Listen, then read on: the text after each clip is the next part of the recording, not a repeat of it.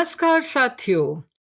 along with all Sumedha Kataria talks की ऊर्जा अपरिमित श्रृंखला की 57th कड़ी में आपका स्वागत है। पॉडकास्ट के नियमित श्रोता मेरी एक दोस्त ने कहा कि मेरा अक्सर मन करता है कहीं भाग जाऊं, दूर, कहीं भी, पर जानना चाहती हूं ऐसा क्यों होता है। क्या गलत है ऐसा सोचना? जहन में आया कि किसी भी सोच का आना तो बड़ा स्वाभाविक है। गलत और सही तो कारण होते हैं, वजहें जिनसे अंकुरित होती है कोई सोच।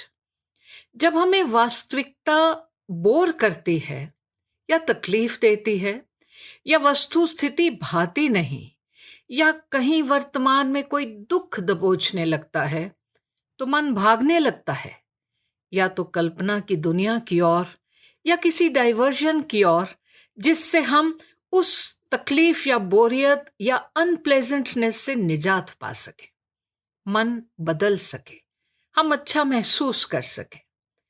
हम में निहित इंशाजी कूच करने की फिराक में रहते हैं। कहीं जी नहीं लगता। ये पागल दिल बुझने को तैयार सा रहता है। जिस शहर में भी रहना, उकताए हुए रहना।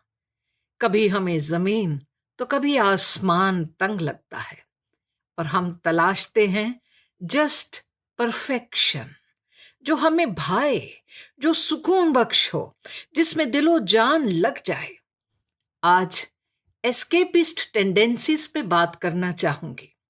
एस्केपिस्ट टेंडेंसीज आम तौर पे हर एक में पाई जाती हैं, जहां हम यथार्थ से, सच्चाई से परे जाने की, दूर होने की सोचते हैं।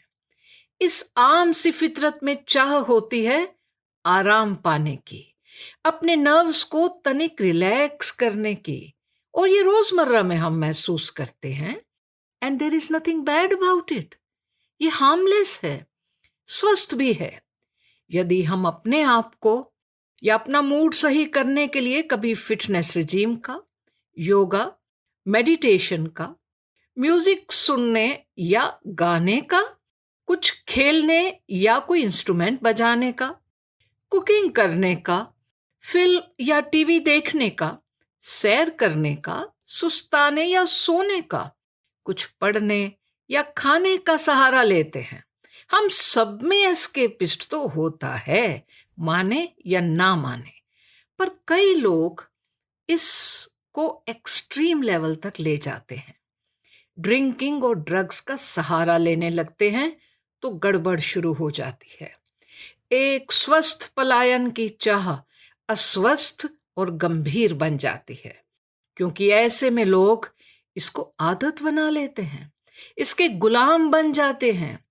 और ये प्रवृत्ति जब उन पे हावी हो जाती है तो आए दिन हम ऐसे समाचार पढ़ते हैं या टीवी पर देखते हैं जिनमें युवा कहीं डिप्रेशन का शिकार होके नशे की लत में पड़ जाते हैं और तर्क, वितर्क, रीजनिंग, अनुमान सब दम तोड़ के पलायन अस्वस्थ तरीन अवस्था तक पहुंच सकता है, जहां जीवन से ही एस्केप, पलायन उन्हें एकमात्र रास्ता दिखता है।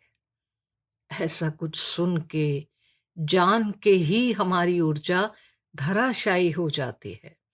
बहुत से क्यों, कैसे, ऐसा कैसे का कोई जवाब हम पाते नहीं। अजब सा अंधेरा महसूस करते हैं। एस्केपिस्ट कहीं ना कहीं दिन में स्वप्न देखने वाले होते हैं, जो अपनी वास्तविकता को खुद गढ़ना चाहते हैं। डे ड्रीमिंग कोई जानबूझ के की जाने वाली गतिविधि नहीं है।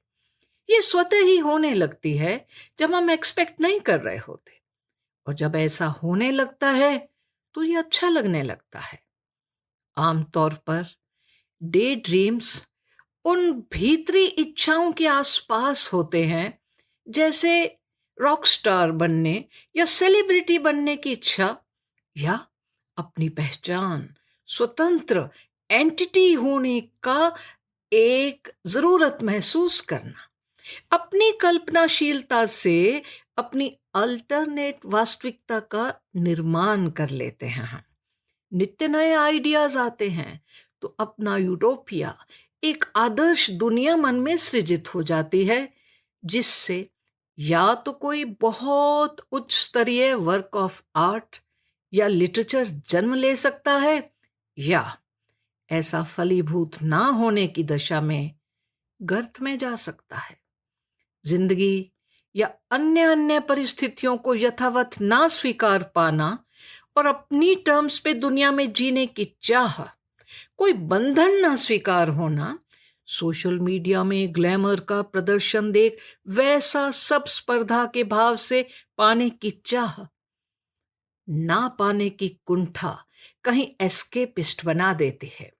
वीडियो गेम्स भी रियलिटी से बचाव का एक माध्यम है जो खतरनाक स्वरूप ले सकता है शौक, क्योंकि कई गेम्स खेलने वालों को उनका अल्टरनेट वर्जन क्रिएट करना सुलभ करते हैं, जहां खेलने वाला एक काल्पनिक दुनिया से खुद को जोड़ लेता है जो वास्तविकता से बहुत दूर होती है, जहां से वो निकलना ही नहीं चाहता, जहां स्वप्न की सी स्थिति में सुरक्षा का आभास होने लगे और मूल जिंदगी की अनिश्चितता डराने लगे, तो टालने की प्रवृत्ति भी एस्केपिस्ट टेंडेंसी है।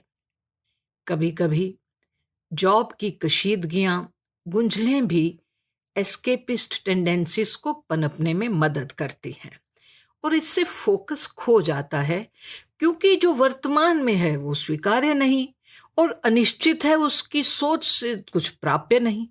सो अपनी लियाकत से कम परफॉर्म करने से एक डिससेटिस्फेक्शन का विशियस सर्कल शुरू हो जाता है। हम सबको रोजमर्रा में चाहिए होती हैं ऐसी एक्टिविटीज जिनसे मन हेल्थीली डाइवर्ट हो सके। हर समय पढ़ना या लिखना या म्यूजिक सुनना या कुकिंग करना संभव नहीं होता, विशेषकर जब मन जिद्दी सा होकर अनम्यस्क होता है। त्वरित जरूरत होती है स्ट्रेस और स्ट्रेन को कम करने की। आस्था पर आधारित कोपिंग स्ट्रेटजीज पॉजिटिविटी को बढ़ाती हैं। इनसे कहीं कनेक्ट का एहसास, जुड़ाव हमें ग्राउंडेड रखता है, स्थायित्व देता है, समुदाय से, परिवार से जोड़ता है, और इस जुड़ाव में सिक्योरिटी, सेफ्टी, सुरक्षा महसूस होती है। थोड़ी सी रेगुलरिटी को अगर अपनाया जा सके तो धीरे धीरे negative escapist tendencies back seat ले लेती हैं और जिंदगी के प्रति लगाव और पॉजिटिविटी कहीं स्वीकार्य एक्सेप्टेंस को सुलभ बनाती हैं। साथियों, एस्केप करने की प्रवृत्ति सामान्य है, कुछ बुरा भी नहीं है इसमें, पर थोड़ा जागृत रहना चाहिए इसके प्रति, अपने को लेकर भी और परिजनों में भी। अवेयरनेस से हम जान सकते हैं कब एस्केपिस्ट टेंडेंसीज नेगेटिव रुख इख्तियार करना शुरू करती हैं, और उस चुनौतीपूर्ण स्थिति को काबू करना बेहद जरूरी है। बाजी दफा एज पेरेंट्स बच्चों पे बहुत परफॉर्मेंस प्रेशर डाला जाता है, जिससे बच्चे बचने का प्रयास करते हैं, डरने लगते हैं, असुरक्षित महसूस करते हैं, सल्क करने लगते हैं, जो कि बहुत ही अनहेल्थी सिद्ध हो सकता है। माना कि पेरेंट्स अपना सब न्यौछावर करके बच्चों को पढ़ाते हैं, बड़ा करते हैं, पर इस त्याग का एहसास कूट कूट के बच्चों में भी भरना सही नहीं। हर मानस की, हर उम्र की रिसीव करने की अपनी क्षमता होती है, और अगर वो कम हो तो डर, भय, संकोच, दबाव एस्केपिस्ट टेंडेंसीज को पुख्ता करता है, जिसके परिणाम सही नहीं होते। बहुत जरूरी होता है धैर्य, पेशेंस और रिजिलियंस को इनकलकेट करना, स्वीकार के संस्कारों की धरा देना। एस्केपिस्ट टेंडेंसीज जब अच्छा स्वरूप लेती हैं तो व्यक्ति एक्सप्लोर करता है, उसकी क्रिएटिविटी निकल करके आती है, संगीत, लेखन, art, literature, sports, painting, singing में भी। परिवार का, मित्रगण का, मेंटर्स, टीचर्स, गुरुजन का बहुत पॉजिटिव रोल होता है इन एस्केपिस्ट टेंडेंसीज को सही दिशा प्रदान करने में। सेंस ऑफ बिलोंगिंग, अपनापन, स्वीकार्य किसी में भी सुरक्षा का सुंदर एहसास भर सकता है और जिंदगी खूबसूरती से जी जा सकती है। अपने कमेंट्स से ज़रूर अवगत करवाइएगा। जल्द ही फिर मिलेंगे। जय हिंद।